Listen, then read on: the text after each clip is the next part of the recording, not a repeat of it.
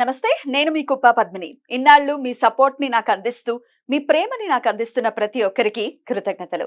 ఇప్పుడు చూడబోతున్న ఈ వీడియో కూడా ఖచ్చితంగా మీకు ఉపయోగపడుతుంది. లైక్, షేర్ అండ్ సబ్స్క్రైబ్ చేసి మీ ఇష్టాన్ని, అలాగే మీ సపోర్ట్‌ని నాకందించండి. అలాగే ఈ వీడియో పట్ల మీ అభిప్రాయాన్ని కామెంట్ సెక్షన్‌లో కామెంట్ చేసి నాకు తెలియజేయండి. నమస్తే. నమస్తే. Welcome to our channel. నేను పద్మిని. ప్రస్తుతంతో పాటు ప్రముఖ ఆధ్యాత్మికవేత్త, నారీసేన ఫౌండర్, దత్త ఉపాసకురాలు శ్రీమతి లతా దత్త గారు మనతో పాటు ఉన్నారు. మాట్లాడదాం. నమస్తే అక్క. జై గురుదత్త. అపారమైనటువంటి కరుణ ఉంటుంది తల్లిదండ్రులకి. ఎక్కడో ఉంటారు. వాళ్ళ ప్రారంధాలు బట్టి సరైన తల్లిదండ్రులు రాకపోవడం అనేది ఇక ప్రారంధ కర్మ పరిపూర్ణంగా కదా. కానీ సర్వసాధారణంగా చాలా కరుణతో ఉంటారు. ఎట్టి పరిస్థితుల్లో మేము ఎలా ఉన్నా పర్వాలేదు, పిల్లలు మాత్రం బాగుండాలి అని కోరుకుంటారు. కడుపు తీపి, కడుపు పేగు బంధంగా ప్రతి తల్లి కోరుకుంటుంది. తల్లి అయితే ఇంకా ఫస్ట్ నా పిల్లలు క్షేమాన్ని బాగుండాలి. కోరుకుంటుంది. తల్లి తండ్రి ఇద్దరు, కానీ తల్లి ఇంకెక్కువగా కొంచెం ఎక్కువ పాళ్ళు ఎక్కువ పేగు మరి తల్లి మనసు కదా. అందుకని అవును, అవును. ఏ తల్లి అయినా నా బిడ్డలు బాగుండాలి, నా బిడ్డలు జీవితంలో అభివృద్ధి చెందాలి. అలాగే చాలా మంది బాధపడుతుంటారు, నా పిల్లలు నా మాట వినట్లేదు కదా. పద్మిని, నీకు ఎన్నో కాల్స్ వచ్చుంటాయి పాపం అక్క, బాధ అనిపిస్తుంది. అంటే చెడు దారులు పట్టి వెళ్తున్నారు వాళ్ళు. ఆ టైంలో ముఖ్యంగా టీన్స్ అయితే వినరు. ఉడుకు రక్తం ఉంటుంది. వాళ్ళు అసలు విచిత్రంగా బిహేవ్ చేస్తారు. ఇంట్లో వాళ్ళు శత్రువులుగా కన్సిడర్ చేస్తారు ఇంట్లో వాళ్ళని. చాలా బాధాకరం అది. అవును, చాలా చాలా బాధాకరము. అసలు వాళ్ళకి ఇంకా ఏం తప్పు చేసామండి, మాకు ఇలాంటి పిల్లలు పుట్టారు అంటే మేమేం తప్పు చేసాము, పోనీ ఎలా పోతే పో అని కూడా అనుకోలేరు. మనసు ఒప్పుకోద్దు దానికి. ఎట్లా అక్క ఇట్లాంటి పరిస్థితి నుంచి బయటపడాలంటే ఏం చేయాలి? ఇది ఇంకొంతమంది తల్లులు, మా పిల్లలకు ఉద్యోగం రావట్లేదు, మా పిల్లవాడు చాలా మంచివాడండి, అసలు ఎంతో కష్టపడి చదువుకున్నాడు, వాడికి భగవంతుడు పరీక్ష పెడుతున్నాడు, ఉద్యోగం రావట్లేదు.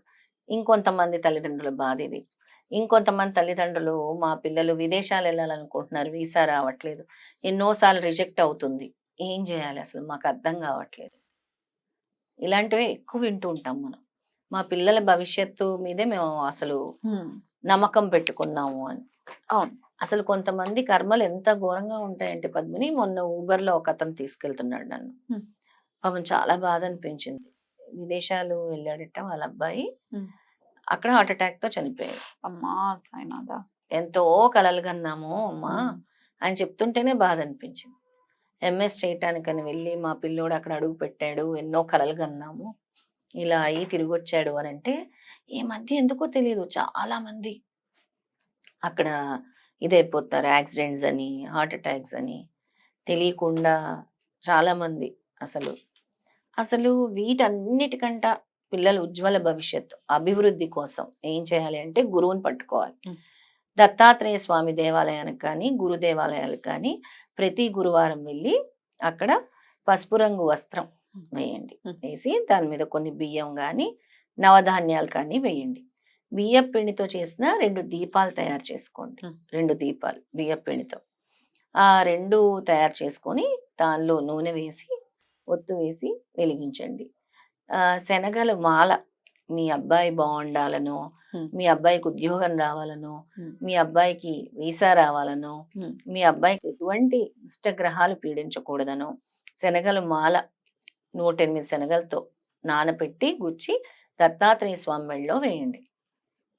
వేసి దీపాలు వెలిగించుకొని అక్కడ మీకు తగిన రీతిలో మీ అబ్బాయి పేరు మీద ఏదో ఒకటి పంచిపెట్టండి. ఆ తర్వాత అక్కడ కొబ్బరికాయ కొట్టుకొని కొబ్బరి చిప్పలో కూడా దీపం వెలిగించండి. ఓకే, అదే కొబ్బరికాయతో, అదే కొబ్బరికాయతో 2 చిప్పల్లో కూడా దీపం వెలిగించుకోండి. తర్వాత గోవుకి, అదే మీరు ఎలా అయితే గుడికి వెళ్ళి చేస్తున్నారో అలా గోవుకి ఏదో ఒకటి మీ అబ్బాయి పేరు మీద చెప్పుకొని శనగలు పెడితే మంచిది, బెల్లం, ఈ 2 కూడా తినిపించండి. ఈ విధంగా 9 గురువారాలు చేయాలి పద్మిని. 9 గురువారాలు దీన్నే కంటిన్యూ చేయాలి. ఉజ్వల భవిష్యత్తు కోసం, అంటే అభివృద్ధి లేదా ఉద్యోగము, ఉజ్వల భవిష్యత్తు, లేదా మాట వినాలి, మా పిల్లలు మారాలి, లేదా మా పిల్లలు ఇంకో పెద్ద సమస్య, మా పిల్లలు ఏమైందో తెలియదు, పెద్ద పెద్ద ఉద్యోగాలు చేసేవారు, ఇప్పుడు ఏమీ చేయటం లేదు, గదిలో నుంచి బయటకు రావటం లేదు, ఇలా ఎంత మందినో చూస్తున్నాను. చూసారా? ఇట్లా చూశాను అలాంటివి. అసలు ఎంతో మంది గదిలో నుంచి బయటకు రా, ఏంటి అని అంటే ఏదో అంటే తీవ్రమైన ఒత్తిడి వాళ్ళ మీద. ఏం ఒత్తిడో తెలీదు. ఎందుకంత ఒత్తిడి తీసుకుంటున్నారు? ఎందుకు యాంగ్జైటీ, స్ట్రెస్ లెవెల్స్ అంత పీక్‌కెళ్ళాయంటే అది భగవంతుడి పరీక్ష. ఇలాంటి వాటన్నిటి నుంచి కూడా బయటపడాలని అంటే ఈ విధంగా చేస్తూ నిత్యం గణపతిని ఆరాధించండి. గుడికెళ్ళినప్పుడే గణపతికి నమస్కారం చేయండి. సూర్యారాధన చేయండి. సరస్వతి అమ్మవారిని కూడా దండం పెట్టుకోండి. ఏ గురువైనా మేధా దక్షిణామూర్తి అవ్వచ్చు, గురు దత్తాత్రేయ స్వామి అవ్వచ్చు, ఈ గురువు ఆలయాలకు వెళ్ళండి. గురు రాఘవేంద్ర స్వామి ఆలయం కూడా అవ్వచ్చు. పిల్లలకి స్ట్రెస్ తో పెంచడం అనేది కూడా జరుగుతూ ఉంది. మనం చూస్తూ చాలా. ఉన్నాం.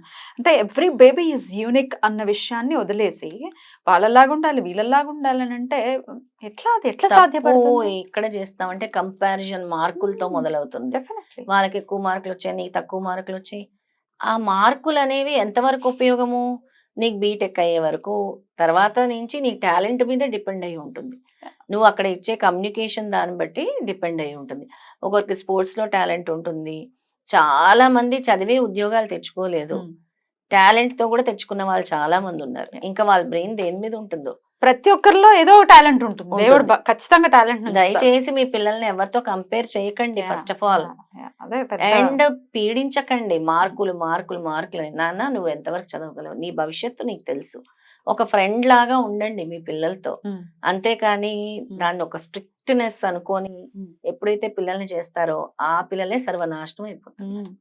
ఎంతో మందిని చూసాను. అండ్ శత్రువుల్లాగా ఖచ్చితంగా చూస్తారు. ఇంకా ఎంత స్ట్రెస్ ని ఇస్తూ ఉంటే వాళ్ళు భరించలేరు. చిన్న వయసు వయసు భరిస్తారు వాళ్ళు, మనమే భరించలేము. ఓవర్ డిసిప్లైన్, ఓవర్ స్ట్రిక్ట్ అనుకొని పెంచుతారు చాలా మంది తల్లిదండ్రులు. ఆ పిల్లలే ఏమీ కాకుండా పోతున్నారు. ఆ పిల్లలకే ఉద్యోగాలు రావట్లేదు. ఆ పిల్లలకే మేము ఇంత డిసిప్లిన్డ్ గా పెంచాము రావట్లేదు అని అంటారు. మీ పెంపకంలో తప్పు కాదమ్మా. వాళ్ళకి మీరు ఎంత విద్యను బోధించినా బయట ఎలా బ్రతకాలో కూడా తెలుసుకోవాలి. అంతే కదా. అవునక్క. విద్య ఒక్కటే కాదు కదా, బయట ఎలా మసులుకోవాలి, బయట ఎలా బ్రతకాలి, నలుగురితో ఎలా ఉండాలి, ఇవి కూడా చాలా ఇంపార్టెంట్ ఇప్పుడు.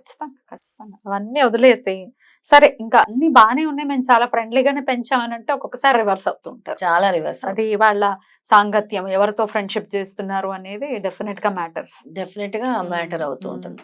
అందుకే అంటారు ఒక మంచి ఫ్రెండ్ వల్ల జీవితం బాగుంటుంది, ఒక చెడు ఫ్రెండ్ వల్ల జీవితం సర్వనాశనం అయిపోతుంది. ఖచ్చితంగా. అందుకే మీ పిల్లలు ఎవరితో తిరుగుతున్నారో మీరు గమనించండి. ఒక గంట కనిపెట్టాలి. ఒక గంట కనిపెట్టాలి మీ పిల్లలు ఎవరితో తిరుగుతున్నారు, ఎవరితో మాట్లాడుతున్నారు, రాత్రులు వాళ్ళు ఏం చేస్తున్నారు, పడుకునేటప్పుడు, ఇలాంటివన్నీ గమనించాలి తల్లిదండ్రులు. తప్పకుండా తప్పకుండా. అయితే ఈ 9 గురువారాలు మీరు చెప్పినటువంటి ఈ ప్రక్రియ మినిమం అయితే 9 గురువారాలు చేయాలి. రైట్ అక్క, చాలా బ్యూటిఫుల్ గా ఎక్స్ప్లెయిన్ చేశారు. థ్యాంక్ యూ సో మచ్ అక్క. నమస్తే.